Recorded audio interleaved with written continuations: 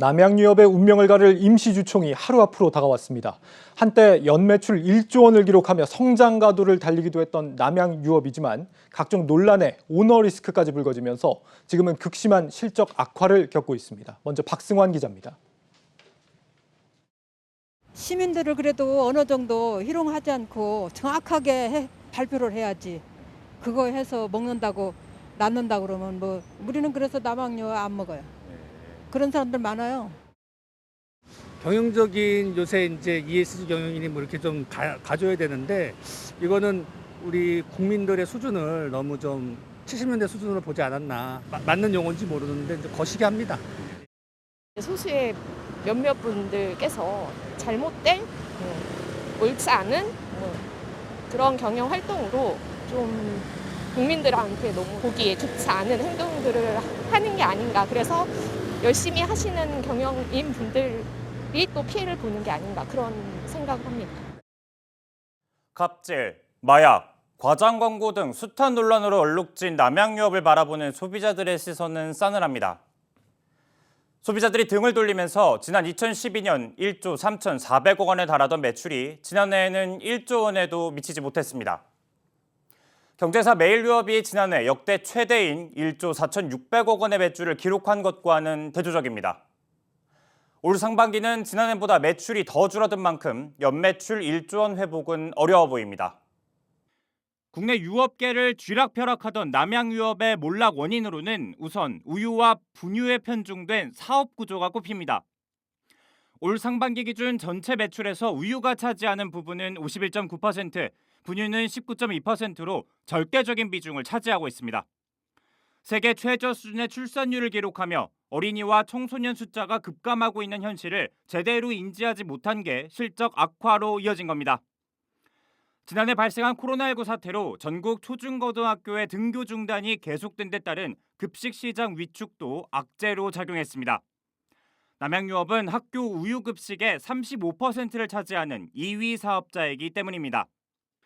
무엇보다 잊을만 하면 반복되는 각종 사건 사고로 소비자들의 신뢰를 잃었다는 점이 가장 치명적입니다. 소속 대리점주들에게 물량 밀어내기를 일삼고 댓글 조작으로 경쟁사를 비방해 물의를 빚더니 올해는 자사의 불가리스 제품에 코로나19 바이러스 억제 효과가 있다고 발표해 당국으로부터 철퇴를 맞았습니다.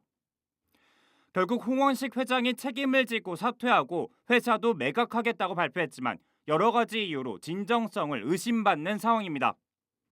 먹거리 안전, 또 먹거리 안전과 관련된 그러한 여러 가지 기업 문화 이런 거에 대해서 관심을 둬야 되는데 소비자의 시각으로 볼 때 이거 바람직하지 않은 측면이 있다고 하는 요소들이 외부로 불거져 나온다 이렇게 생각이 듭니다.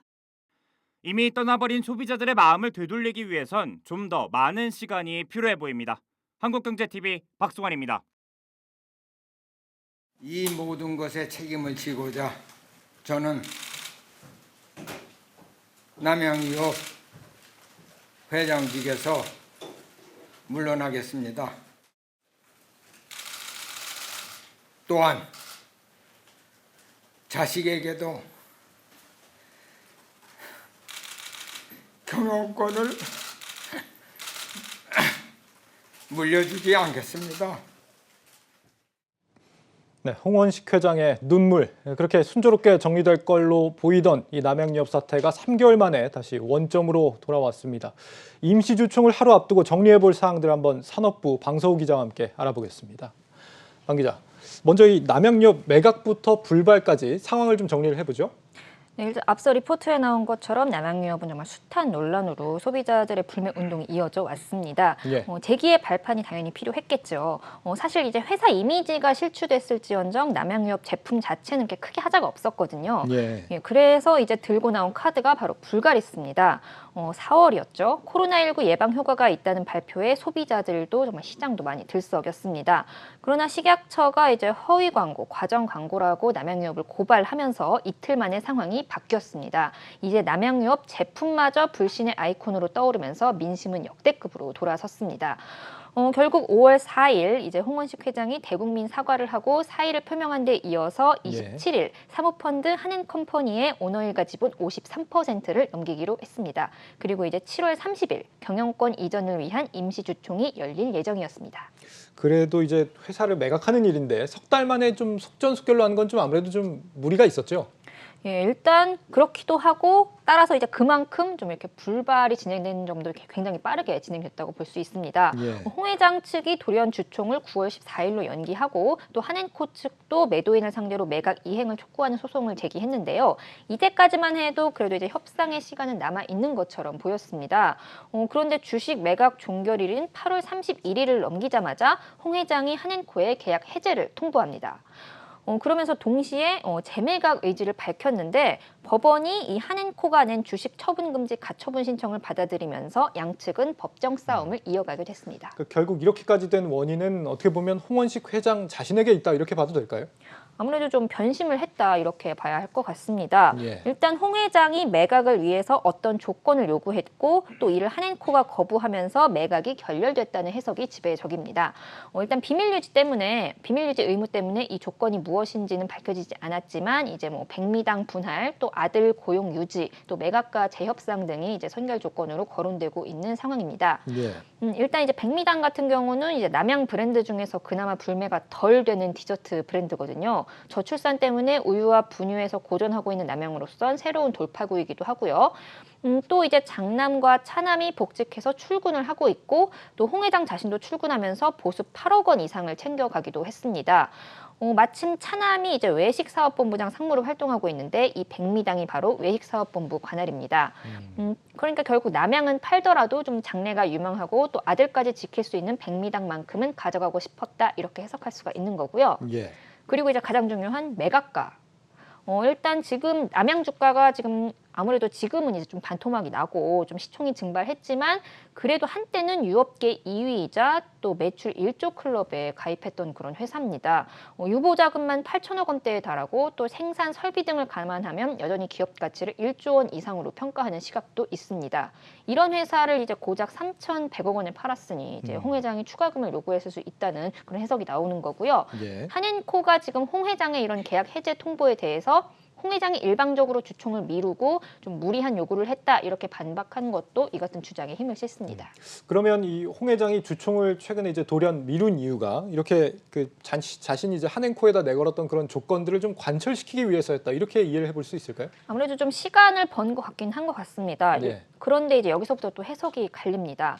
홍 회장은 이제 협상을 하고 싶었다. 그리고 한앤코는 좀 일방적인 통보다. 이렇게 주장이 갈리고 있는 상황이고요. 우선 홍 회장은 주식 매매 계약 종결을 위해서 준비 시간이 필요하다. 이렇게 주총 연기 배경을 밝혔습니다. 당연히 뭐 그럴 수 있습니다. 뭐 개인 간의 거래도 아니고 당연히 회사를 거래하는 거니까요. 예. 그런데 이런 중요한 사안을 주총 전날 밤에 팩스로 보냈습니다. 그리고 이제 7월 30일 열리기로 했던 주총에 정작 이 경영권 이전에 대한 안건은 상정되지 않았습니다. 연기한 날짜도 거래 종결일보다도 한참 뒤인 9월 14일, 바로 내일이죠. 예. 한앤코 입장에서는 당연히 홍 회장의 매각 의지에 의심을 좀 품을 수밖에 없는 상황이고요. 진정성이 없다 이렇게 볼 수 있는 예. 부분이라 이거죠. 그리고 따라서 이렇게 된 이상 좀 법적 공방은 예상된 수준이었다 이렇게 보는 시각이 지배적이고요. 예. 양측 모두 좀 거래 종결일 전에 이미 변호인단을 선임했고 또 한앤코가 먼저 빨리 계약을 이행하라고 소송을 제기했습니다. 여기에 대해서 홍 회장은 마치 기다렸다는 듯이 비밀유지 의무를 위반한 한앤코에 유감을 표한다. 그리고 돌연 이제 부도덕한 사모펀드에 회사를 팔 수 없다. 이렇게 나온 겁니다. 방 기자 말을 좀 정리를 해보면 실제 내막은 좀 우리가 분명하진 않습니다만 이 홍원식 회장이 여론에 밀려서 남양유업을 팔겠다라고 선언하긴 했는데 뭔가 좀 헐값에 파는 게 좀 아쉬워서 뭔가를 좀 더 얻어내려고 하고 있는 상황이고 한앤코는 계약대로 하자고 밀어붙이고 있는 상황으로 추정이 됩니다. 자, 이쯤에서 좀 궁금한 게 정말 이 계약이 홍 회장이 문제를 제기할 만큼 그렇게 문제가 있는 계약입니까? 어떻습니까? 일단 이제 주장을 다시 한번 짚고 넘어가면요. 네. 홍 회장 측은 이제 M&A 거래에서 정말 뭐 이례적일 만큼 계약금도 한 푼도 받지 않았고 또 계약 내용도 매수인에게 일방적으로 유리한 불평등한 계약이었다. 정말 홍 회장이 이렇게 명시를 했어요. 예. 그런데 이제 업계에서는 이제 매도인의 단순 변심에 따른 이런 계약 해지 시에는 뭐 계약금을 몰취하거나 아니면 뭐 계약금의 2배를 페널티로 설정하는데 지금 홍 회장 말대로라면 뱉어낼 계약금이 없는 거잖아요. 예. 그리고 있다 하더라도 보통 계약금이 이제 거래대금의 10% 정도니까 2배를 문다 그래도 한 600억 원 정도만 내면 되는 거라서 딱히 이렇게 부담은 되지 않을 거라는 그런 분석이 나오고요. 한앤코 측은 오히려 거래 확실성을 담보하기 위해서 강력한 조치를 요구한 당사자는 오히려 홍 회장이었다 이렇게 반박하고 있어요. 네. 일단 그리고 매각가도 한앤코 입장에서는 시장가보다 1.8배를 더 주고 산 겁니다. 지금 오늘 이제 지금 남양유업 거의 뭐 굉장히 지금 낮은 가격에 지금 종가를 시장을 마감하긴 했지만 그 당시에는 정말 지금보다도 높은 그런 주당 한 82만 원 정도의 그 한앤코가 주고 산 거거든요. 예. 따라서 좀 이제 어쨌든 한앤코가 또 사모펀드이기 때문에 돈에 민감하잖아요. 좀 한앤코 입장에서는 오히려 자기들이 손해를 봤다 이렇게 나서고 있는 거고요. 따라서 이제 저희도 지금 뭐 계약서를 들여다본 게 아니기 때문에 또 그리고 소송에서 따질 쟁점이 바로 이 계약의 유효성이기 때문에 지금 당장 뭐 불평등하다 아니다를 판단할 수는 없을 것 같습니다. 양측이 더욱 팽팽하게 맞서고 있는 이유도 바로 이것 때문인 것 같고요. 다만 이 매각 결렬 사태를 불러온 이 선결 조건이라는 게 계약서에 명시되지는 않은 것으로 보입니다.